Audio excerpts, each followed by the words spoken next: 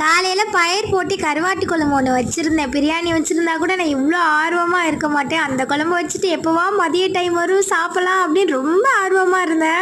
ஏன்னா நான் first time இந்த பயிர் போட்டு மாங்காய் முருங்கைக்காய் போட்டு கருவாட்டு குழம்பு வைக்கிறேன். நான் இது சமைச்சிட்டு இருக்கும் போதே என் உள் மனசு சொல்லிச்சு இது செம்ம டேஸ்ட்டாக வரும் அப்படின்னு. சின்ன பிள்ளையில அம்மா மாங்காய் நறுக்கிட்டு இருக்கும் போதே அந்த மாங்கொட்டை எனக்கு தான் உனக்கு தான் அப்படின்னு முன்னாடியே சொல்லி வச்சிருவேன். ஏன்னா அந்த குழம்புல நினச்சி சப்பி சப்பி சாப்பிடும்போது செம்ம டேஸ்ட்டாக இருக்கும். நான் வச்ச குழம்பு நானே கொஞ்சம் ஓவராக கூறணும், பட் என்னன்னு தெரியல, ஃபர்ஸ்ட் டைம் வச்சேன்னா நல்லா டேஸ்டாக வந்துடுச்சா, எனக்கே ஒரு மாதிரி ஜாலியாக இருக்குது.